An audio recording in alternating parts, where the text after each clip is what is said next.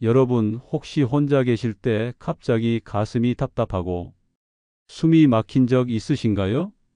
많은 분들이 심장마비는 갑자기 쓰러지고 끝나는 줄로만 아십니다. 하지만 알고 계셨나요? 알아두면 당신의 소중한 생명을 살릴 수 있는 방법이 있습니다. 심장마비는 빠르게 대처하면 살 확률이 3배 이상 높아집니다. 저는 올해로 88세가 되었습니다. 45년 동안 심장 환자 곁을 지켜온 심장내과 전문 의사입니다. 수술실에서, 응급실에서, 때로는 집에서까지 수많은 환자를 만나왔습니다. 그런데요, 지금 말씀드릴 이야기는 그 어떤 수술보다 약보다 강력한 이야기입니다. 단 한 가지 방법을 아느냐, 모르느냐, 그 차이로 사람이 살기도 떠나기도 합니다. 지난달 새벽 2시 17분, 제 휴대폰이 갑자기 울렸습니다. 이 시간에 오는 전화는 대부분 좋지 않습니다. 받자마자 들려온 목소리, 박사님, 아버지가 혼자 계시다가 심장마비를 겪으셨어요. 그런데 살아계세요. 순간 제 가슴이 철렁 내려앉았습니다. 그리고 곧 안도의 숨을 내쉬었죠. 그분이 제가 가르쳐 드린 그 방법을 썼구나. 확신이 들었습니다. 그 어르신은 82세 김영호 씨였습니다. 서울 은평구의 오래된 아파트 3층 거실 한가운데 놓인 낡은 소파에 앉아 TV 뉴스를 보고 계셨다고 합니다. 그때였습니다. 가슴 한가운데 무거운 돌이 내려앉는 듯한 압박감. 마치 누군가가 안에서 주먹을 꽉 쥐고 조이는 느낌이 밀려왔다고 하셨습니다. 처음엔 위장이 안 좋은 줄 알았어요. 김영호 어르신은 그렇게 말씀하셨습니다. 그러나 10분이 지나자 왼쪽 팔이 점점 무거워졌고 턱까지 뻐근해졌습니다. 그 순간 6개월 전 제가 강의에서 했던 말을 떠올리셨답니다. 심장마비는 조용히 그러나 치명적으로 다가옵니다. TV 속 드라마처럼 갑자기 쓰러지지 않습니다. 먼저 신호를 보냅니다. 하지만 그 신호를 아는 사람만 골든타임을 잡을 수 있습니다. 저는 지금도 그날을 생생히 기억합니다. 김영호 어르신이 제게 했던 말, 선생님, 그날 그 얘기를 안 들었다면 저는 여기 없었을 겁니다. 그날 밤 그분은 침착했습니다. 왜냐하면 알고 있었으니까요. 심장이 보내는 첫 번째 SOS, 그걸 놓치면 10명 중 9명은 살아나지 못합니다. 그런데 제가 평생 보고 느낀 것은 대부분의 사람들이 그 신호를 소화불량, 근육통, 감기 기운으로 착각한다는 겁니다. 실제로 지난 5년간 제 병원에 온 심장마비 환자 10명 중 8명이 처음엔 전혀 심장 문제라고 생각하지 않았습니다. 저는 이 영상을 보시는 여러분께 그 신호를 절대 놓치지 않게 하고 싶습니다. 그 신호를 아는 것만으로 살 확률은 90%까지 오릅니다. 모른다면 10% 남짓입니다. 그 차이를 저는 수없이 보아왔습니다. 그리고 오늘 그 모든 경험과 지식을 여러분께 그대로 드리겠습니다. 혹시 혼자 계신가요? 그렇다면 이 이야기는 더더욱 당신을 위한 이야기입니다. 그날 김영호 어르신이 느낀 건 심장마비의 첫 번째 경고 신호였습니다. 가슴 한가운데 눌리는 듯한 압박감, 마치 커다란 돌덩이가 내려앉은 것처럼 숨이 점점 가빠졌습니다. 그런데 여기서 중요한 사실이 있습니다. 심장마비는 절대 한 가지 신호만 보내지 않습니다. 적어도 두세 가지의 신호가 짧은 시간 안에 몰려옵니다. 그걸 구분할 수 있어야 합니다. 저는 지금부터 45년간의 진료 경험과 수천 건의 기록에서 뽑아낸 심장마비의 경고 신호 6가지를 말씀드리겠습니다. 이것을 기억하시면 당신도 김영호 어르신처럼 살 수 있습니다.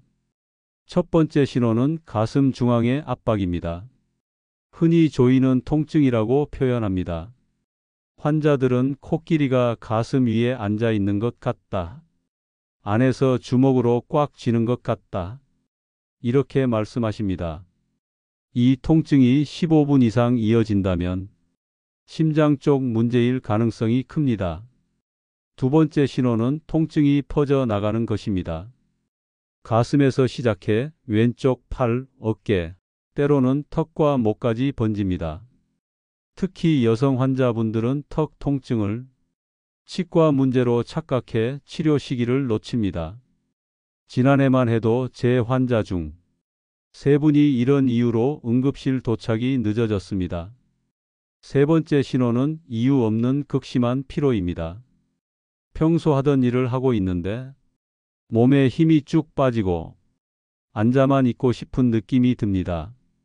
특히 전날 충분히 쉬었는데도 그렇다면 심장 신호일 수 있습니다. 네 번째 신호는 갑작스러운 호흡 곤란과 식은땀입니다.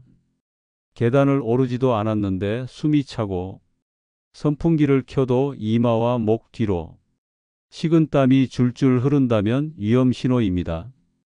다섯 번째는 어지럼증과 메스꺼움입니다. 심장이 제대로 피를 보내지 못하면 뇌로 가는 혈액량이 줄어 어지럽고 속이 메스꺼립니다. 특히 실제로 토했다면 즉시 의심해야 합니다. 여섯 번째 신호는 불규칙한 심장 박동입니다. 심장이 갑자기 빨라졌다 느려졌다 쿵 하고 건너뛴 것 같은 느낌이 듭니다. 이건 심장이 이미 위험 상태에 들어갔다는 신호입니다.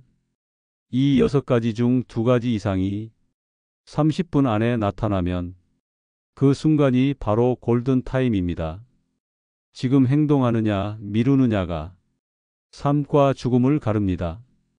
김영호 어르신이 살 수 있었던 건 바로 이 깨달음 때문이었습니다. 그분은 이전에 제가 한 말을 정확히 기억하고 계셨습니다. 심장마비는 드라마처럼 갑자기 쓰러지지 않습니다. 조용히 그러나 치명적으로 다가옵니다. 그 신호를 알아차린 사람만이 혼자 있어도 살아남을 수 있습니다. 그날 새벽 김영호 어르신은 증상을 느끼자마자 시계를 보셨습니다. 지금 2시 11분 시작이군. 그리고 곧장 제가 알려드린 첫 번째 행동으로 들어가셨습니다. 이 부분에서 많은 분들이 실수합니다. 가슴이 아프면 좀 참아보자. 조금 있으면 괜찮아지겠지. 이렇게 생각합니다. 하지만 실제로는 그 10분, 그 20분이 심장을 돌이킬 수 없게 만듭니다. 실제로 통계를 보면 심장마비 환자의 87%가 증상을 다른 문제로 착각합니다. 위장약을 먹거나 파스를 붙이거나 심지어는 그냥 잠들어 버리는 경우도 있습니다. 제가 잊을 수 없는 사례가 하나 있습니다. 광진구에 사시던 76세 윤광수 어르신. 저녁 식사 후 가슴이 답답해 속쓰림 약을 드셨습니다. 1시간 뒤 쓰러진 채 발견되었지만 이미 늦었습니다. 그분의 아내는 제 손을 잡고 울었습니다. 선생님, 그때 심장이라고만 알았어도. 그래서 저는 이렇게 말씀드립니다. 가슴 중앙 압박, 퍼지는 통증, 이유 없는 피로, 갑작스러운 숨참과 식은땀, 어지럼증, 불규칙한 맥박. 이 중 2가지만 나타나도 심장마비를 의심하고 바로 대처하십시오. 여러분, 이 신호들을 모르면 그저 두려움뿐입니다. 그러나 알고 있으면 그 두려움이 침착함으로 바뀝니다. 김영호 어르신은 그날 두려움 대신 침착함을 선택했습니다.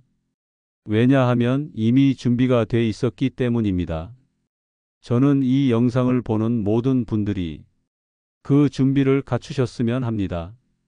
왜냐하면 심장마비는 예고 없이 조용히 그리고 혼자 있을 때 찾아오기 때문입니다. 이제부터 저는 김영호 어르신을 살린 9단계 생존법을 하나씩 알려드리겠습니다.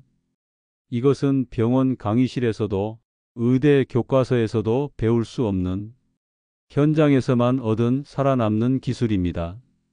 여러분, 이제부터 말씀드릴 내용은 김영호 어르신을 살린 9단계 생존법입니다. 이 방법을 정확히 기억하고 실행하면 혼자 있어도 살 확률을 90%까지 올릴 수 있습니다. 첫 번째, 모든 행동을 즉시 멈추고 안전하게 앉으십시오. 심장마비 증상이 시작되면 걷거나 서 있는 자세는 위험합니다. 저는 환자들에게 항상 이렇게 말합니다. 지금 하는 일을 멈추고 등과 머리를 기댈 수 있는 의자에 앉으세요. 바닥에 주저앉으면 피가 잘 돌지 않습니다.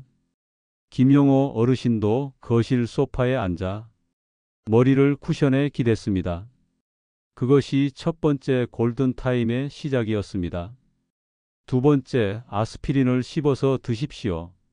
집에 100mg 아스피린이 있다면 물 없이 씹어 삼키지 말고 입안에서 잘게 부숴 삼키세요.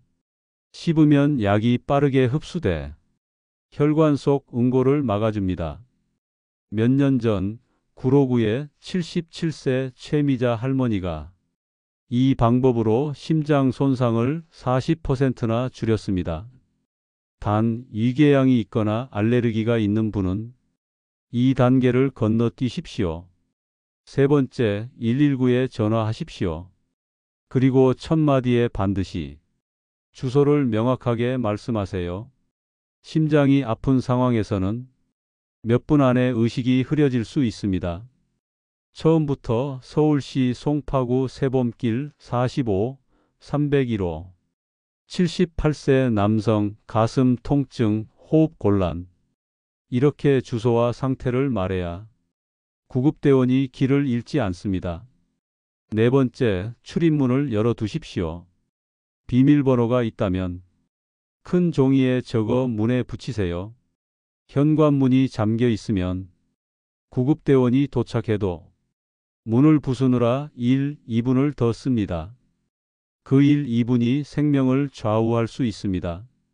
김영호 어르신은 119 신고 후 즉시 문을 열고 비밀번호를 적어 두셨습니다. 다섯 번째, 상체를 40에서 45도 세우고 다리를 약간 높이십시오. 심장이 피를 잘 돌리지 못할 때는 머리로 가는 혈액을 유지해야 합니다. 소파에 기대어 앉고 다리 밑에 쿠션을 두어 심장보다 약간 높게 올리세요.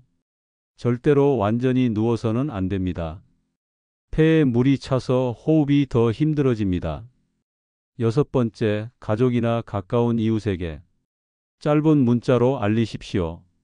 전화는 하지 마세요. 말을 하는 것만으로도 심장에 부담이 갑니다. 문자에는 이렇게 쓰면 됩니다. 심장 통증 119 신고 서울병원 이동. 병원으로 와주세요.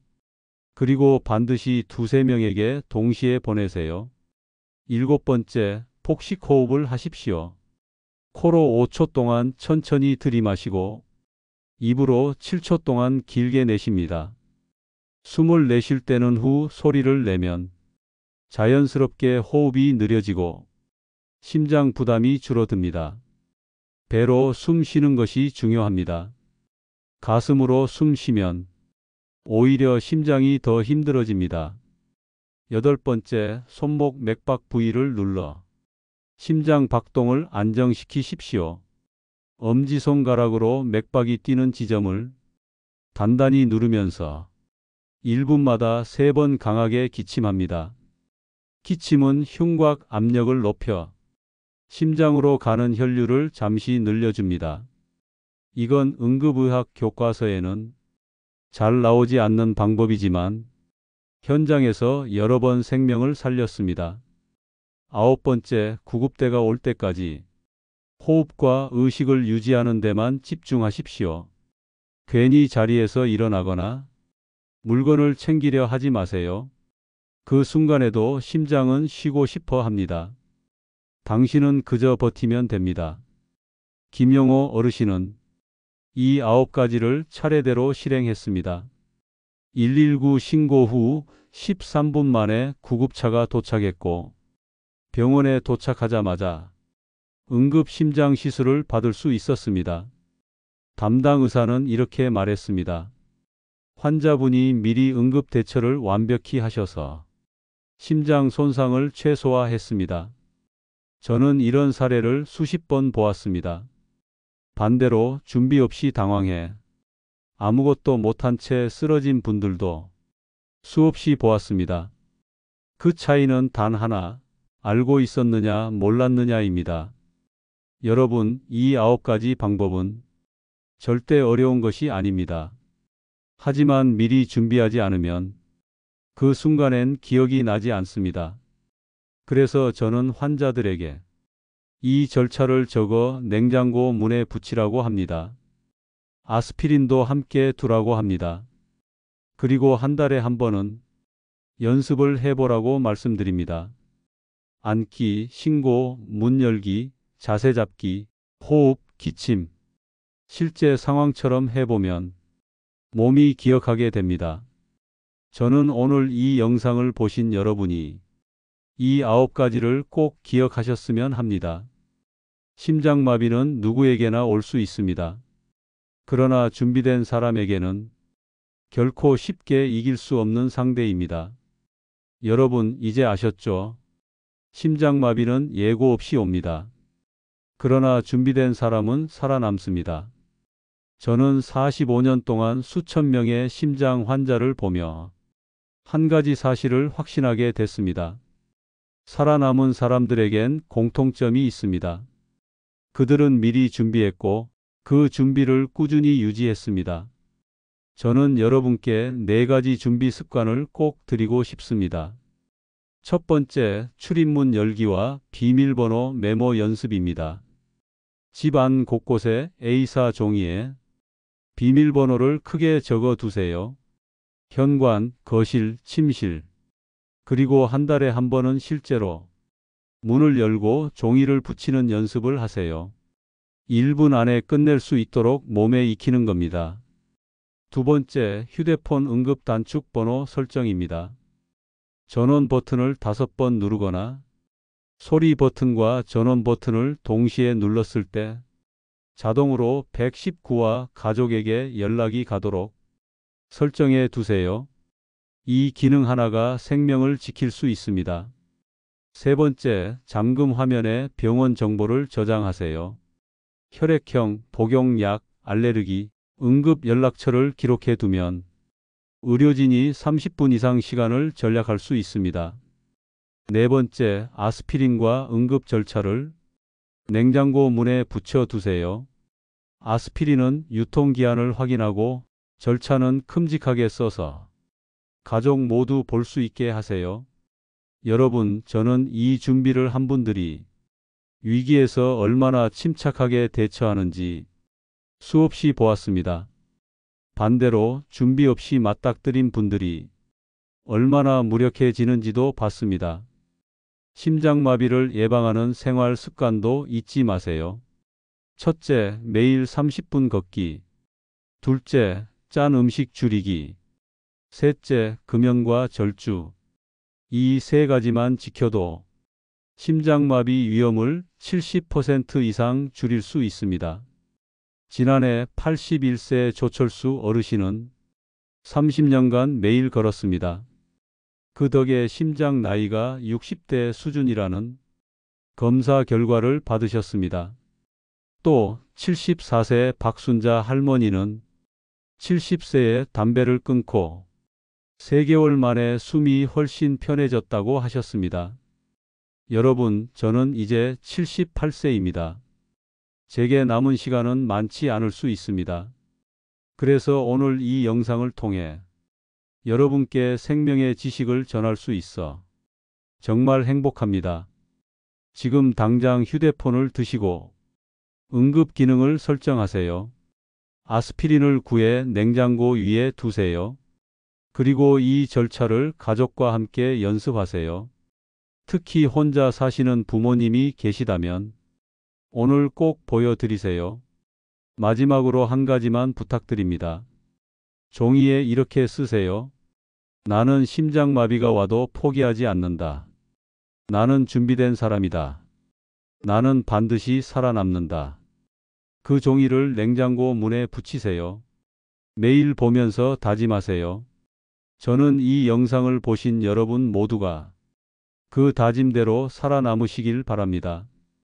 심장마비는 가장 무서운 외로움처럼 찾아오지만 준비된 여러분은 결코 혼자가 아닙니다. 저는 여러분을 믿습니다. 여러분은 반드시 살아남습니다. 그리고 오래 건강하게 행복하게 사시길 바랍니다. 구독 버튼 누르고 좋아요 한번 눌러주세요. 그리고 알림까지 켜두시면 다음에도 함께 준비할 수 있습니다. 여러분의 생명을 지키는 약속입니다.